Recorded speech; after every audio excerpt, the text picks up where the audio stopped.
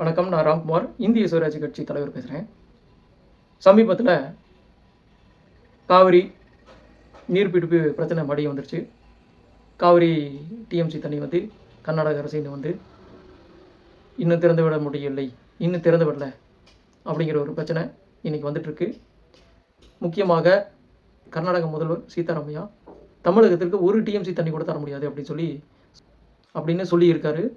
இதற்கு எனது கண்டனங்களை தெரிவித்துக் கொள்கிறேன். ஒன்று நல்லா புரிஞ்சுக்கணுங்க.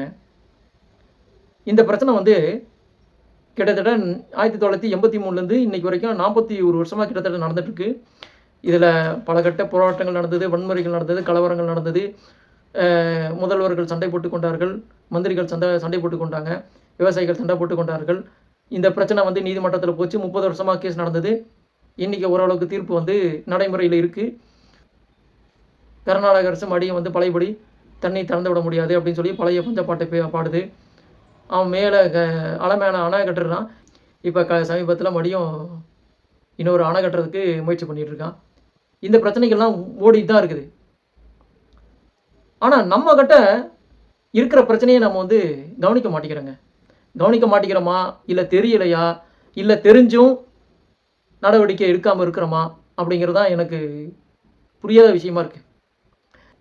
கர்நாடக அலையில் மட்டும்தான் இவ்வளோ மழையின் காரணமாக காவிரியிலேருந்து நம்மளுக்கு தண்ணி கிடைக்கிது, மேட்டூர் டேமுக்கு வந்து சேருது.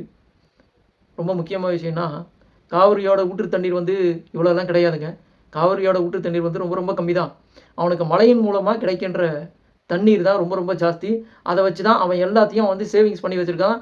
அந்த சேவிங்ஸ் பண்ண தண்ணியை வந்து அவன் என்ன பண்ணுறான், அவன் வந்து ரொம்ப எக்ஸ்ட்ராவாக இருக்கிறத அவன் தண்ணியை திறந்து விட்டு நம்மளுக்கு கணக்கு காமிச்சிக்கிறான். விட்டுருங்க கணக்கு காமிச்சிக்கிறான் அப்படிங்கிறது ஒரு விஷயமா இருந்தாலும், அவனுக்கு மழையினால் கிடைக்கின்ற தண்ணி தான் ரொம்ப ரொம்ப ஜாஸ்தி. இதை நம்ம ரொம்ப ரொம்ப உன்னிப்பாக கவனிக்கணும். முக்கியமான விஷயம் என்னென்னா, அவன் நீர்நிலைகள் எதையுமே அழிக்கலை. கர்நாடகாவில் 7 ஆறுகள் வந்து இன்னும் உயிரோடு இருக்குதுங்க. எல்லா இடத்துலையும். நான் எப்படி சொல்கிறது, நான் வந்து மேங்களூர் வரைக்கும் போயிட்டு வரும்போது கர்நாடகா 4 ஆறுகளை தாண்டி தான் நான் வந்தேன். பார்த்தா ஃபுல்லும் தண்ணி. அது எப்போ? மே மாதத்துலேயே தண்ணி. மழை காலங்கள் இல்லாத போதே அந்த அவ்வளோ தண்ணியை பார்த்தேன். அதுக்கு என்ன காரணம்னா, அவன் நீர்நிலைகள் எதையுமே வந்து அழிக்கலை. அதனால தான் அவனுடைய எப்படி சொல்கிறது, கர்நாடகாவில் இவ்வளோ தண்ணீர் வந்து செழிப்பாக இருக்கின்றது. தமிழ்நாட்டில் நம்ம என்ன பண்ணுறோம், எல்லா நீர்நிலைகளையும் அழிச்சிட்டு, ஆறுகள், குளங்கள், வாய்க்கால்கள் எல்லாத்தையும் அழிச்சிட்டு, கடைசியில் அவங்ககிட்ட போய் கோர்ட்டில் போய் சண்டை போட்டு அவங்ககிட்ட தண்ணிக்காக கெஞ்சிட்டு இருக்கோம். இதுதான் உண்மையான உண்மை. அதுக்கப்புறம் என்ன பண்ணுறான், அவன் தண்ணி திறந்து விடல அப்படின்னு சொல்லி போராட்டம் பண்ணுறான். எல்லா வகையிலையும் கேஸ் போடுறோம், கோர்ட்டில் போய் நிற்கிறோம். எல்லா வகையிலையும் அவனுக்கு வந்து பிரச்சனையை குடத்தொலையை கொடுக்குறான். ஆனால் இங்கே இருக்கிற ஆறுகள் எல்லாத்தையும் அழிச்சிட்டாங்க. கிட்டத்தட்ட தமிழ்நாட்டில் கடந்த 10 வருடத்தில் குறைந்தபட்சம் 5 ஆறுகள் அழிக்கப்பட்டிருக்கு.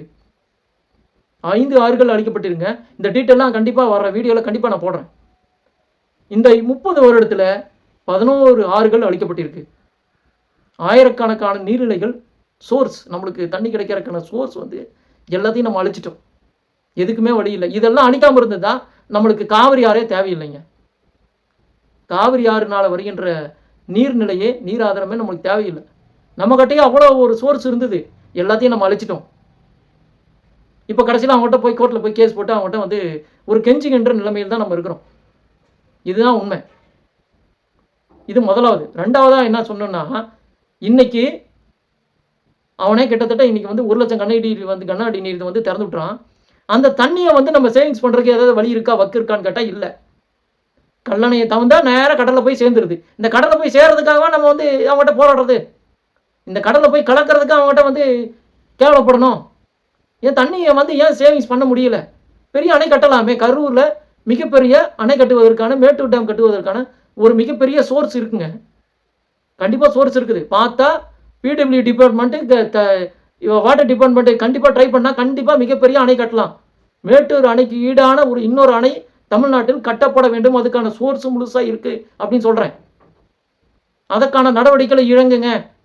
நம்ம அதுக்கப்புறம் இதை பண்ணிட்டோம்னாவே மறுபடியும் கர்நாடகாவில் போய் நம்ம நிற்க வேண்டிய அவசியமே இல்லை.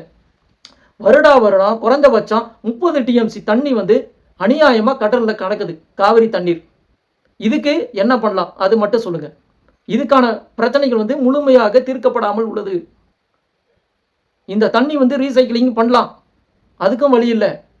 என்னன்னு கேட்டால் வந்து தடுப்பணை மட்டும் கட்டி பிரயோஜனம் இல்லைங்க. தடுப்பணை கட்டி பிரயோஜனம் இல்லை, வாய்க்கால் கட்டி பிரயோஜனம் இல்லை. மிகப்பெரிய அணை, மேட்டூர் டேமுக்கு ஈக்குவலான ஒரு மிகப்பெரிய அணை தமிழ்நாட்டில் வேண்டும்.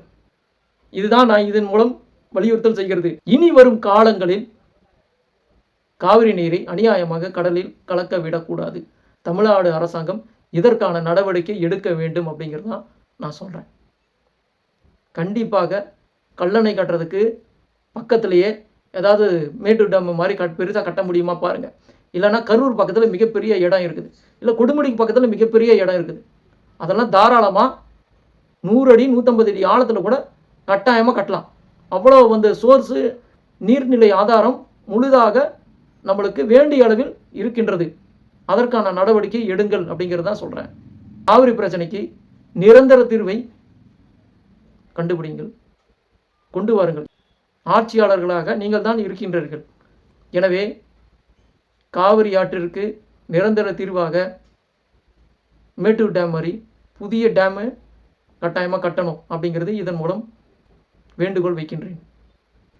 காவிரி நீரின் வாழ்வாதாரம் காப்பாற்றப்பட வேண்டும்.